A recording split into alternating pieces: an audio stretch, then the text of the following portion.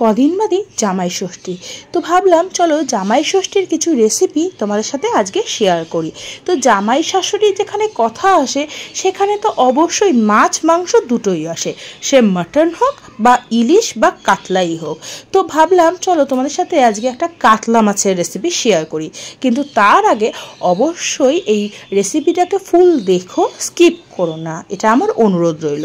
তো চলো শুরু করা যাক রেসিপিটা। সবার প্রথমে যেহেতু কাতলা মাছের কালিয়া, সেহেতু কাতলা মাছ তো ম্যান্ডেটরি। তো কাতলা মাছ নিয়ে নিচ্ছি, সেটাকে নুন হলুদ দিয়ে ভালো করে ম্যারিনেট করে বেশ 15-20 মিনিট রেখে দিয়েছি। এবার তোমরা হয়তো বলতে পারবে যে রেখে দেওয়ার কি আছে, কাতলা মাছের পিসগুলো যেহেতু একটু মোটা হয়, নুনটা ঢোকাটা খুব দরকার। মাছের মধ্যে যদি নুন না ঢোকে তাহলে মাছ একদমই বেস্বাদ হয় এবং খেতেও খুব একটা ভালো লাগে না। তো ভালো করে নুন হলুদ মাখিয়ে 15 মিনিট রাখার পর এটাকে আমি সর্ষের তেলে ভেজে নিয়েছি, বেশ একটু কড়া করে। কারণ প্রথমেই বললাম কাতলা মাছ আর আমাদের বাড়িতে খুব একটা কম ভেজে সেটাকে রান্না করলে পছন্দ করে না।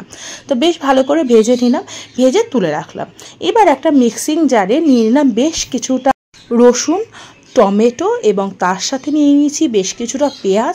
আমি অল্প একটু শুকনো লঙ্কা নিয়েছি, তোমরা চাইলে শুকনো লঙ্কার গুঁড়োও ইউজ করতে পারো। আর নিয়ে নিলাম কাঁচা লঙ্কা এবং 1 চামচ মতো সর্ষে, সেটাকে ভালো করে মিহি করে পেস্ট করে নিয়েছি। এবার একটা কড়াইতে সর্ষের তেল দিয়ে কুচনো পেঁয়াজ দিয়ে ভালো করে ভেজে নেব যতক্ষণ না পেঁয়াজটা মজে আসছে। মজে আসার পরে এর মধ্যে দিয়ে দিলাম যে পেস্টটা করে রেখেছিলাম সেটা দিয়ে ভালো করে মশলাটাকে কষিয়ে নেব যতক্ষণ না এর মধ্যে দিয়ে তেল ছেড়ে আসছে। এর মধ্যে দিয়ে দেব পরিমাণ মতো হলুদ এবং অবশ্যই পরিমাণ মতো নুন দিয়ে ভালো করে মশলাটা কষিয়ে নেব যতক্ষণ না এর মধ্যে থেকে তেল ছেড়ে আসছে। আমি অল্প একটু বাদাম বাটা দিয়েছি, এটা সম্পূর্ণ অপশনাল, তোমরা চাইলে এটাকে অ্যাভয়েড করতেই পারো।